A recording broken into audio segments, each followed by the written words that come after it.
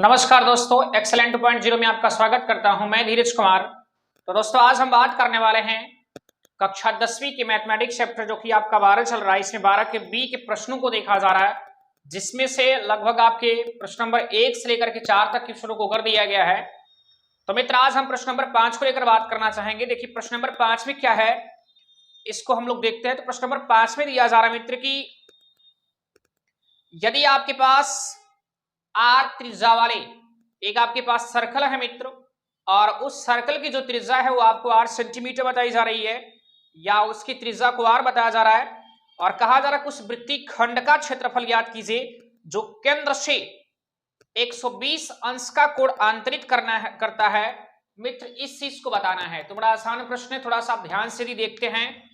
तो प्रश्न में आपसे ये कहा गया कि मान लीजिए आपके पास कोई वृत्त है, और इस वृत्त का जो केंद्र है, इसे केंद्र को ओ से डिनोट कर रहे हैं, और इसकी जो त्रिज्या है मित्र, उसे स्मॉल आर से आपकी बुक में दिया जा रहा है। हमें मानना नहीं पड़ेगा, तो यहां दिखा सकते क्या दिया क्या है प्रश्न में आपके। तो मित्र, दिया ये जा रहा है कि सबसे पहले आप ये लिखेंगे कि वृत्त की जो त्रिज्या है, वृत्त की जो त्रिज्या है उसे स्मॉल आर करके दिया जा रहा है। इसके बाद मित्र ये कहा जा रहा है कि यदि इसके केंद्र पर 120 अंश का कोण अंतरित करता है, तो ये रहा मित्र आपका त्रिज्यखंड। चूंकि आप समझ सकते हैं, त्रिज्यखंड के बारे में मैंने आपको बताया था कि यदि किसी वृत्त में त्रिज्या द्वारा दो भागों में विभाजित करता है तो उसे मित्र त्रिज्यखंड कहा जाता है।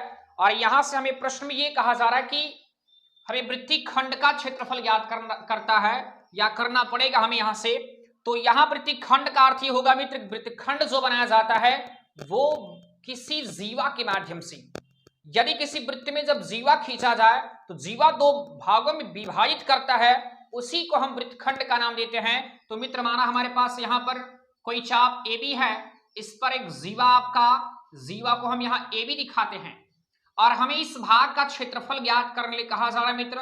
तो यहां से हम इस भाग का क्षेत्रफल ज्ञात करेंगे, बट थीटा की जो वैल्यू है वो 120 डिग्री अर्थात 120 अंश लिखा जा रहा है, या 120 अंश दिया जा रहा है। तो हम यहां दिखा सकते हैं कि केंद्र पर अर्थात वृत्त के केंद्र पर आंतरिक जो कोण है, जो कोण आंतरित हो रहा है मित्र, वो दिया जा रहा है आपको कितना।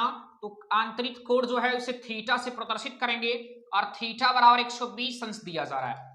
अब यहां हमसे ये कहा जा रहा है कि इसका हमें क्षेत्रफल ज्ञात करना है। तो इसका क्षेत्रफल का अर्थ वृत्तखंड का क्षेत्रफल, और आप जानते भी हैं कि वृत्तखंड का जो क्षेत्रफल होता है, इसका फार्मूला मैं आपको पहले से ही बता चुका हूं।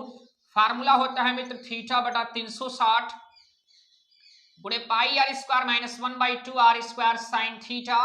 तो ये मित्र आपका फार्मूला है, बट हमारे प्रश्न में क्या है, थीटा की वैल्यू 120 अर्थात 120 अंश दिया जा रहा है, और त्रिज्या की जो वैल्यू है यहाँ पर स्मॉल आर है, और फार्मूले में भी माइनस, और यहाँ से स्मॉल आर लिखा जा रहा है, तो आप वही लिखेंगे।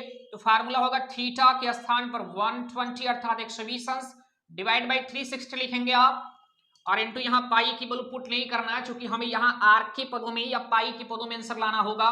तो पाई को मैं पाई ही लिखता हूँ, आर के स्थान पर था त्रिज्या जो है वो स्मॉल आर ही दी जा रही है, माइनस 1/2 स्मॉल आर ही करेंगे, बट साइन यहाँ 120 आपका हो जाएगा, क्योंकि थीटा का मान मित्र हमें यहां से मिलेगा क्या, थीटा का मान जो दिया जा रहा है 120 अंश है।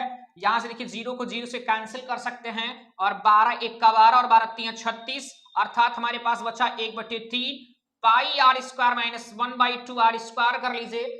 मित्र यहां से देख सकते हैं कि साइन 120 अंश का मान यदि आप तैयार किए हैं तो अच्छी बात है, और नहीं कर पा रहे तो मैं आपको यहां समझा रहा हूं कि साइन 120 अंश को मैं लिख सकता हूं क्या, साइन 90 + 30। और ये कौन से कोऑर्डिनेट में बनेगा, तो आप समझ सकते हैं कि आपके कोऑर्डिनेशन प्लेन से अगर देखा जाए तो ये आपके सेकंड कोऑर्डिनेट में है।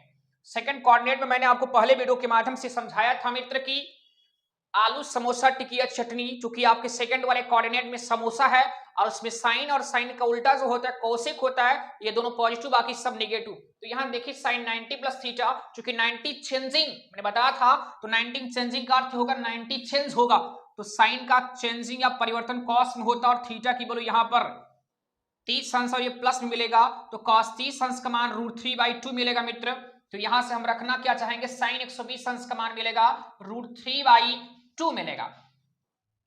इसके बाद यदि यहां हल करना चाहे मित्र, देख सकते हैं कि यहां पे भी आर स्क्वायर, यहां भी आर स्क्वायर है, तो आर स्क्वायर को मैं बाहर कर लेता हूं, तो यहाँ आर स्क्वायर को बाहर करने पर मिला आपके पास क्या मित्र 1/3 पाई मिला है, तो यहाँ पाई/3 मैं लिख सकता हूं। इसके बाद माइनस कर लीजिए, आर स्क्वायर को आपने बाहर कर लिया, बचा आपके पास √3 और देखिए 2⁴ मिला, तो यहाँ लिख सकते हो √3/4। तो इस प्रकार से आप इतना ही क्षेत्रफल को दर्शा सकते हैं, अर्थात हमारे पास जो एरिया मिलेगी मित्र आर स्क्वायर और ब्रैकेट में पाई/3 माइनस √3/4। इस प्रकार से यदि आपका यहां त्रिज्या का मान सेंटीमीटर में दिया जा रहा तो आप यहां वर्ग सेंटीमीटर लिख सकते हैं, बट आपके प्रश्न में सेंटीमीटर या मीटर कुछ नहीं कहा है, तो यहां हमें वर्ग इकाई लिख देना होगा मित्र। तो इस प्रकार से आप देख सकते हैं प्रश्न नंबर 5 के प्रश्न को, इसमें थीटा का मान 120, त्रिज्या आर के स्थान पर आर ही दिया गया था, हमें वृत्तखंड का क्षेत्रफल पूछा, तो यहां वृत्तखंड के क्षेत्रफलों में मान रखने के बाद इस प्रकार से आपको जवाब मिल चुका है। तो मित्र इस प्रकार से आप प्रश्न को नोट कर लीजिए। मैं प्रश्न को रफ करने के बाद सेकंड या इसके बाद जो हमारा प्रश्न है प्रश्न नंबर 6वें को देखते हैं।